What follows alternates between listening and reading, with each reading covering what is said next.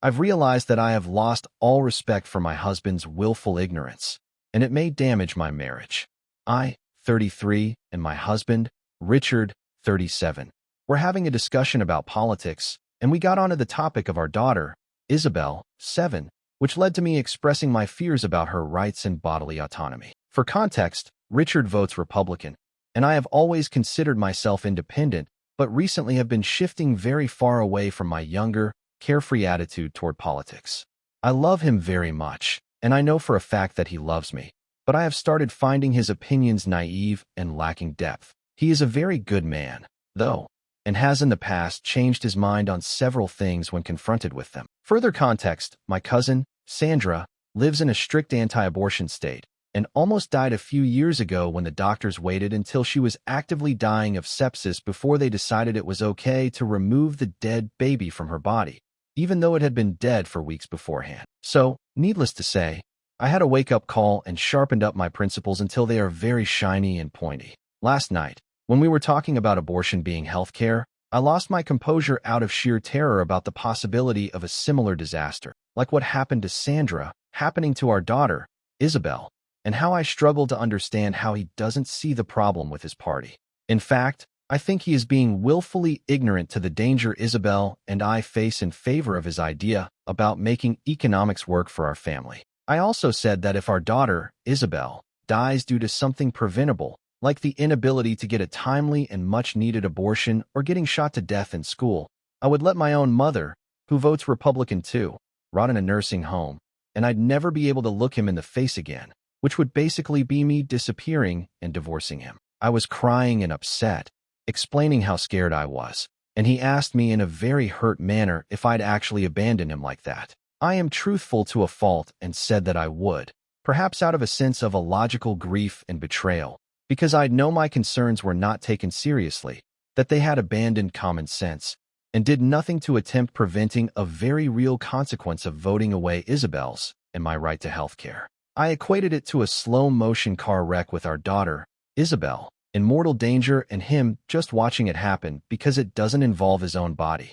I know he needs to hear it, but I think I was too raw and open about it to steer the conversation in a healthy way, and I have a very blunt manner. I apologized this morning for saying that I'd leave him, even though I knew I would. He tentatively accepted it, and I said we'd talk about things later when I can articulate things in a healthier way. But I'm at a loss as to how to make it known how deadly serious this is to me and not make him feel like I'd abandon our marriage over just any sensitive topic. I do not need people telling me to leave him. I don't know how to make it any more digestible and be clear without going nuclear over something that has not happened, as our daughter is too young to suffer that yet. The rub is that I am the person who is changing the dynamic of our relationship, and I'm beginning to understand how politics breaks up families. Maybe I should ask him directly, what scenarios would justify Isabel's premature death? What life-saving health care would he deny her based on principles? If he can't name any, why is abortion different? Perhaps I should use Sandra's story, graphically, as a hypothetical for Isabel. And why did I apologize? I meant what I said. Maybe I should let him be uncomfortable instead of worrying about my bluntness when he's dismissing my fears. I thought about other families, like the daughter of a Republican father, Bob, and a liberal mother, Sue. She shared how she struggled to respect her father, feeling he didn't grasp the real-world consequences of his vote, focusing only on economics while rights eroded. It made me wonder if resentment would inevitably grow between Richard and me, festering until we barely recognized each other. Perhaps therapy would be necessary if we truly wanted to survive this without bitterness.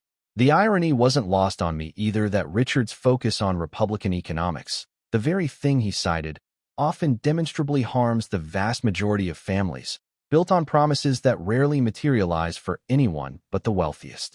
Could it be that our values were simply becoming incompatible? Someone else mentioned going through something similar with her husband, Michael, making it a deal breaker until he finally understood. The core issue felt like trust. How could I trust someone whose political choices signaled that women, that I, were secondary, almost interchangeable? His hurt feelings over a potential future divorce seemed misplaced when his current actions were causing me pain now. He was focusing on a hypothetical consequence of his own behavior, telling me exactly where I stood. Was he really thinking through the economic arguments either? The policies often touted under politicians like Nixon seemed incredibly short-sighted, potentially harming our finances in the long run by undermining middle-class stability and women's participation in the workforce. Some voices were even blunter, suggesting that a man who votes this way, who supports a party rolling back rights, simply isn't a good man, regardless of other qualities, that maybe he does understand on some level and simply doesn't care enough, or prioritizes other things over my and Isabel's fundamental safety. Could I really fix him, or was I naive to even try? Following these reflections, we had a serious discussion. I went into more detail about my concerns and fears, and it was intense. I was much better at presenting the case. I gave him several hypotheticals that involved a particularly gruesome set of circumstances involving his balls. I won't bore you with the nitty-gritty, but the gist was to shift his perspective. I told him to seriously consider carrying a tiny fetus in his ball sack, and the fact that the risks were things like exploding balls, sepsis, etc., and the myriad of ways he could end up dead, permanently physically injured and disfigured, or unable to produce a fetus in the future if he didn't have the option of removing the fetus from his balls. I asked him if he would even want to take the risk, and he agreed that he'd be very likely to remove it unless he was ready for those risks. I asked him why in the world I would be justified in telling him he has to carry it no matter what, and it might only be removed after it starts to explode out of his ball sack or his organs start shutting down. Once he seemed to start grasping the enormity of what abortion encompasses, seeing why it's very important to not let unknown people control what options you have with no medical reason, I told him I'd lost a bit of respect for his willful ignorance. I added that I could tell he avoided thinking about it because he knows, in some way, that it says something about his character, and I resented having to even give him a hypothetical in the first place. I stressed that if he cares for me and Isabel, he should automatically, actively be using his empathy skills every day.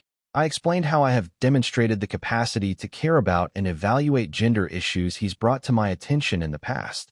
That was a difficult part of the conversation. I also told him that I do not trust him to always make good decisions for us, and that I feel alone in shouldering those responsibilities. He listened and let me talk a lot. He asked if I was going to leave him, clearly nervous and bracing for the worst. I told him I'm not taking drastic steps like that currently, but I certainly will when it comes to keeping our daughter, Isabel, healthy and safe. I also started to say something about how I know I would lie to him in a heartbeat in a situation where Isabel needed an abortion or medical care, and he interrupted me to say, "You wouldn't have to lie because I'll be driving the car or buying the plane tickets, and we will all go anywhere we need to." Y'all, I burst into tears. We ended the conversation there. He said I laid a lot on him and he needed a break, but acknowledged he had things to think about. I didn't push any more politics, but I feel like my trust has been slightly restored. I'm not getting my hopes up, but I think he realizes that he's wading in dark and dangerous waters when it comes to our futures. It reminded me of stories, like that scene involving Beth in The Handmaid's Tale, where concerns vital to women are easily dismissed by men because they don't feel the direct impact. Even with empathetic partners, there can be a frustrating disconnect, a difficulty grasping the visceral fear when policies attack your fundamental rights, even if those specific policies don't affect your exact situation right now. It's like someone punching a person next to you while staring you down. The threat is personal, even if the fist didn't land on you, but someone not being looked at might miss the intimidation entirely. I made sure to emphasize, and later reflected on the importance, that this wasn't just about him making an exception for Isabel and me. True understanding meant recognizing that all women deserve the same respect and autonomy. We even touched upon the heartbreaking reality of women getting turned away from emergency rooms across the country because they were having pregnancy complications for babies they likely wanted to keep, and it was like I could see a gear start cranking in his head, total silence, like he'd never considered that a lot of women who seek emergency abortions actually wanted their babies.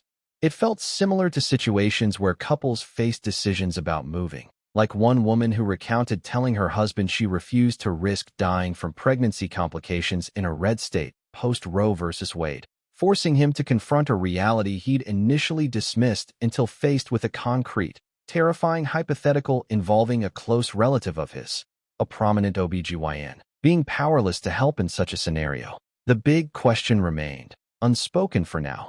Will this newfound understanding translate into action? Will he actually change how he votes? Otherwise, this emotional breakthrough, while significant, might ultimately prove hollow. And beyond this single issue, the broader implications lingered. His chosen party's stance on so many other issues, race, equality, basic decency, still troubled me deeply, especially given everything that has happened since 2016. It forced me to look hard at my own morals and principles and what I could truly reconcile moving forward, even with this step in the right direction.